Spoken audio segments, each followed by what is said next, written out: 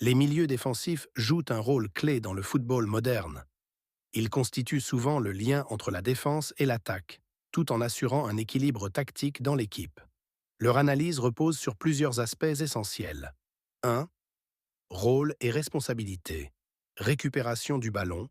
Le milieu défensif est chargé d'intercepter les passes adverses, de récupérer les ballons perdus et de protéger la défense. Couverture défensive, il comble les espaces laissés par les défenseurs centraux ou latéraux qui montent, offrant une couverture indispensable. Distribution du jeu, après récupération, il joue un rôle clé dans la relance et le début de la construction offensive. Pressing. Certains milieux défensifs exercent un pressing haut pour perturber les adversaires dans leur propre moitié de terrain. Deuxième compétence clé, endurance et physique. Une excellente condition physique pour couvrir beaucoup de terrain. Lecture du jeu. Capacité à anticiper les mouvements et les intentions des adversaires. Tacles et interceptions. Maîtrise des interventions défensives sans commettre de fautes inutiles.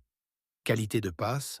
Être capable de jouer des passes courtes pour assurer la transition ou longues pour casser des lignes. Mentalité tactique. Une compréhension approfondie du positionnement et des schémas de jeu. Trois types de milieux défensifs. Pivot défensif. Joueur axé sur la protection devant la défense. César Casemiro, Sergio Busquets. Box-to-box. Milieu capable de couvrir de grandes distances et d'influencer le jeu défensivement et offensivement. N'Golo Kanté. Regista. Joueur qui opère en profondeur pour dicter le rythme du jeu avec des qualités de passe. Andrea Pirlo, Jorginho. Milieu destructeur, spécialisé dans la destruction du jeu adverse grâce à leur agressivité et intensité, Gennaro Gattuso. Quatrième analyse statistique, les métriques utilisées pour évaluer un milieu défensif incluent tacle réussi par match, interception, passe réussie, pourcentage, duel gagné, progression de balle, passe ou course, erreur menant à des occasions adverses.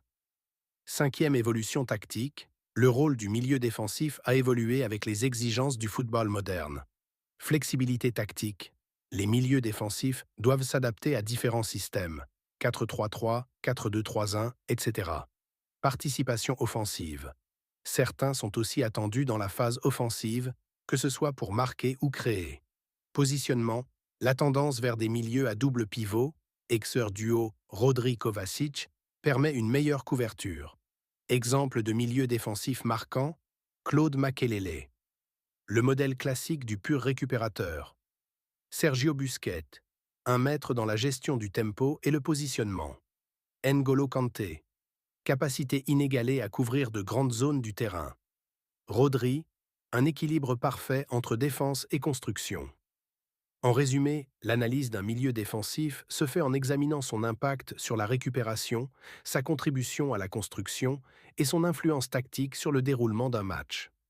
Dans le football actuel, leur polyvalence est souvent la clé de la réussite collective.